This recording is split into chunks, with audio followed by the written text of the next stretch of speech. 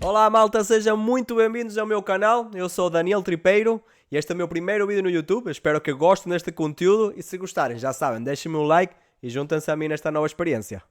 Claro que o meu primeiro vídeo não podia ser outro a não ser do meu clube, Futebol Clube do Porto. Sobre a época 24-25, vamos fazer um balanço sincero daquilo que teve de melhor. Tem alguma coisa boa? E também de pior. Nesta temporada, realmente uma temporada muito difícil, pelo menos falo por mim enquanto adepto das piores que eu já vi. Mas pronto, para dividir isto da melhor forma, vamos fazer isto por blocos conforme o decorrer da época. Partindo do início, aquilo que, na minha opinião, tornou esta época chamada Ano Zero, com uma nova direção e uma clara divisão entre os adeptos, uma época ainda muito mais difícil, foi sem dúvida a escolha do treinador. Não foi uma decisão consensual, como todos já sabemos, esteve envolto o Sérgio Conceição com o Vítor Bruno numa confusão toda, o qual o Sérgio sentiu-se traído e acabaria isto por repercutir no balneário do Futebol Clube do Porto, que sem dúvida não traria nada bom para o clube. A raiz disso, o Chico Conceição sai de empréstimo para a Juventus, depois de jogadores com forte ligação ao Mister, como o Pepe, o nosso capitão, quem certeza absoluta fez muita falta nesta época, porque o ponto mais fraco do Porto nesta época foi a defesa, acabaria também por deixar a carreira. Depois tem os jogadores como o Wendel, o Galeno, o Pepe, que também tinham uma forte ligação ao treinador, que estiveram muito por baixo do rendimento normal deles. Também acabaria por sair o Evanilson, que era um jogador que sabíamos que tinha forte ligação com o Mister, o qual dificultaria muito o início desta época no Futebol Clube do Porto para o Vítor Bruno. Começamos nossa pré-época, 8 jogos, 8 vitórias, muito importante, enquanto a rendimento e qualidade do jogo não era bem assim, ficavam incertezas, mas todos sabíamos que precisávamos de reforços, porque a qualidade do nosso plantel em comparação aos rivais era muito fraca. Mesmo assim, iniciamos uma época oficial com uma supertaça para 3-0 para o Sporting e a dar uma reviravolta atípica 4-3, realmente um jogo que, quando estávamos 3-0, pensei que íamos ser goleados. Depois de ganhar aquele jogo dessa forma que se ganhou, pensei que isto ia injetar mesmo confiança no plantel, no treinador, na direção, nos adeptos, íamos unir. Mas passadas as 3 primeiras vitórias da jornada, chega a primeira derrota do campeonato contra o Sporting em Alvalade, o Ioqueres, um penalti feito pelo Otávio. Se bem este estádio, pelo menos no meu ponto de vista, é dos mais difíceis para o Porto visitar, é o mais difícil tirar 3 pontos. O Porto estava a lutar pelo empate, não deu, uma derrota que está nos papéis, por assim dizer, é um rival direto, é sempre complicado. Depois o Porto ia ter um jogo em Guimarães contra o Vitória, onde ganha 3-0. Foi um desses jogos que também eu fiquei, pronto, o Porto está a começar a encaixar, a conseguir perceber a ideia do Vítor Bruno. Eu realmente gostei desse jogo, o Vitória vinha de uma forma, uma fase muito boa, tanto na Europa como no campeonato, estavam a fazer bons jogos e fomos fora a ganhar 3-0. Acho que a par do jogo que tivemos no Dragão 4-0 contra o Boa Vista foi dos melhores. Depois disto íamos ter uma sequência de 6 vitórias consecutivas, a sofrer poucos golos, mas depois daí, malta. Depois tínhamos 6 jogos, o que foram um desastre autêntico, começando por Roma, que enfrentámos a Lazio para a Liga Europa, perdemos 2-1, sofremos um golo no fecho de cada uma das partes, falta de concentração absoluta, mas o pior estava para vir, malta, e era derrota na Luz, 4-1 com o Benfica, uma equipa sem raça, sem mística, sem vontade, sem respeito à camisola, um jogo que foi muito vergonhoso, dos piores que já vi. O Porto não tinha levado há 60 anos 4 golos na Luz. Muitos benfiquistas hoje por dia que gozam nunca na vida viram isso. Nós também não estávamos habituados a apresentações tão ridículas do Porto no Estado da Luz. Fomos completamente comidos. O Porto parece que nem entrou em campo. Aquele gol do Samu chega porque o Otamendi falhou um corte de bola, senão íamos levar 4-0 e a correr bem. Realmente é uma vergonha estar a dizer isto, mas é o que é. Não tivemos nada à altura do nosso clube. Os jogadores estiveram a dormir. Não merecia nenhum estar em campo com a camisola do Porto. Respeitaram o clube. E seguido a isto, o que é que podia acontecer pior? Jogámos Taça de Portugal contra o Moreirense, Moreira Cónegos, estádio sempre complicado para o Porto, e em 16 avos o Porto ia ser afastado 2-1 pelo Moreirense. Se já estava a correr mal, derrota na Liga Europa, derrota no Clássico com goleada há 60 anos que não levávamos 4 Benfica na Luz, depois fora dos 16 avos quando víamos a ser tricampeões da competição. Muito vergonhoso esta face, e para mim aqui ia começar a queda do Vítor Bruno. Depois dessa fase negativa para o Porto, iam chegar 4 vitórias, sem golos sofridos, o que era muito importante, dando destaque a uma vitória 3-0 em Moreira de Cónegos, onde a equipa jogou bem, porque para mim jogou bem, mas o Porto jogava também em Moreira de Cónegos, dava 3, e a Guimarães dava 3 também, Tudo parecia que estava ok nesses jogos. Jogos importantes. Perdemos com o Benfica, perde-se na taça contra o Moreirense. Depois, na Liga Europa, não ganhas a ninguém. Estavas a ganhar 3-2 ao United. Empatam-te no fim com um canto, como aconteceu contra o Lácio. O Porto realmente mostrando muitas dificuldades nos jogos importantes, nos jogos decisivos. Isto aqui, depois íamos ter uma série onde enfrentámos o Sporting para a taça da Liga, onde íamos perder também nas meias finais. E um jogo que perdimos a dispensar de jogar na Madeira, na Choupana, contra o Nacional, para tentar ganhar o Sporting. Isto é o meu ponto de vista, não estou a dizer que foi assim, mas para mim foi assim. Onde o treinador preferiu ir jogar contra o Sporting fresco, dispensado o jogo na Choupana, e depois quando fomos à Choupana, perdemos. Uma oportunidade que o Porto lhe fugia há 2 anos de ser líder e isolado do campeonato, o Vítor Bruno perdeu. A seguir íamos ir a Barcelos, derrota 3-1, fim do ciclo do Vítor Bruno, não dava mais, aquele jogo foi terrível.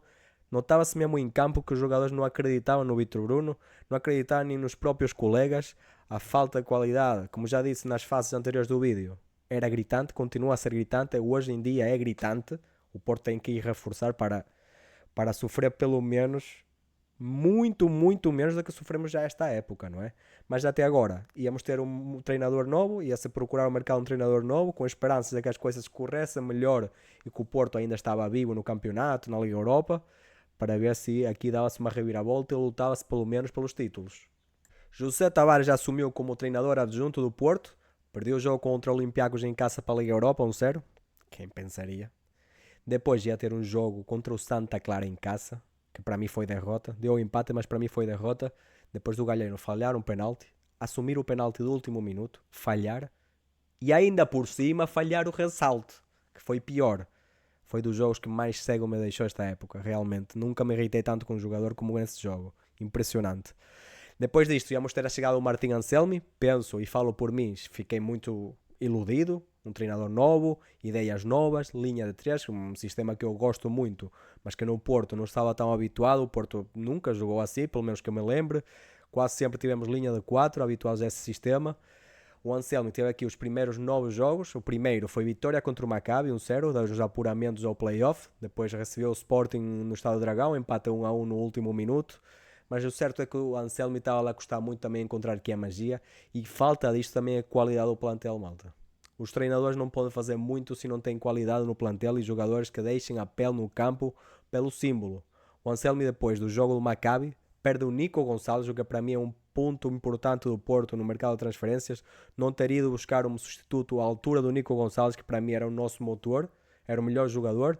E depois, mesmo que muitos adeptos ficamos agradados à saída do Galeno, também não tivemos depois um substituto natural do Galeno que fosse até a área chutar, se bem, lá está, a Galeno tinha certas dificuldades, mas fazia às vezes.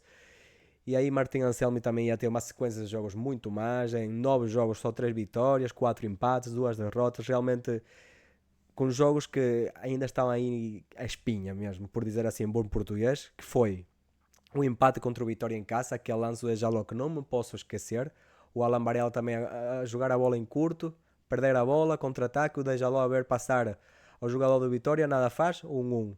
E depois temos outro jogo, que se não me esqueço, é o primeiro jogo do Anselmi no campeonato, que é contra o Rio Ave em Vila do Conde. Meu Deus. Os erros do Otávio e do Dejaló nesse jogo. Meu amigo. Era impossível ter ganho esse jogo. O Porto até entrou com uma boa atitude naquele jogo, lembro-me, mas não dá. Com aqueles centrais não dá. Com aquela equipa, aquela linha defensiva é terrível. Não é o Empers também quando joga, meu amigo. É terrível mesmo o que nos passou. Depois íamos para a última parte do campeonato. A certa altura parece que jogar fora era sinónimo de derrota. Realmente quando o Porto ia fora, eu já ficava em desconfiança total. Não dava para acreditar na qualidade deste plantel, não dava para acreditar que o Anselmi ficava muito teimoso e não rotava a equipa, não metia uma linha de 4 a tentar pelo menos ganhar os jogos e perceber que não tinha qualidade suficiente para fazer aquilo que ele quer, aquilo que ele tem como ideia do futebol. Não dava, com estes jogadores não dava. Perdemos em Braga, na Pedreira, com uma equipa completamente apática, uma derrota bem merecida. Depois, outro jogo que tenho a espinha, literalmente, é contra a Estrela Amadora fora. Aquele jogo foi muito fraco, malta. Aquilo nem o Porto B fazia um jogo tão mau. Vamos ser sinceros, foi um jogo mesmo paupérrimo. E o pior disto, isto estou a falar de jogos fora, mas o pior jogo da época foi levar 4 golos a 1 do Benfica outra vez. Eu estava lá no Dragão, a sensação era muito, muito amarga. Eu estava mesmo cego e eu não estava a acreditar no que eu estava a ver. Começa o jogo, golo. Lance a seguir, golo. A equipa completamente desligada, malta. Aconteceu-nos literalmente igual que na Luz. A equipa entrou em campo e desligou completamente. Não parecia o Porto que nos habituou, malta. E muito mais contra o Benfica. Como é que vamos levar duas vezes 4-1 do Benfica?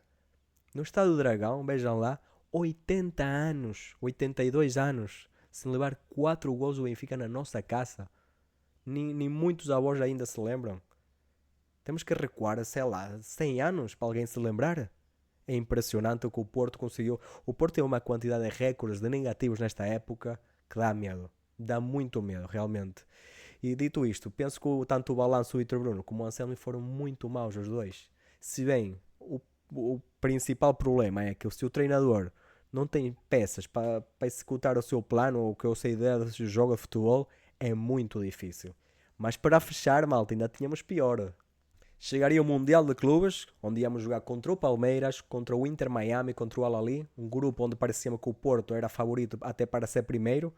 No pior dos casos, segundo, porque o Palmeiras vinha bem, 10 jornadas, 11 jornadas do Campeonato Brasileiro, chegava em melhor forma. O Porto, eu não sei porquê, malta. Pergunta-me, mas não sei. Eu fiquei esperançado que o Porto ia fazer um bom papel, pelo menos a passar a fase de grupos. Contava muito com isto, realmente.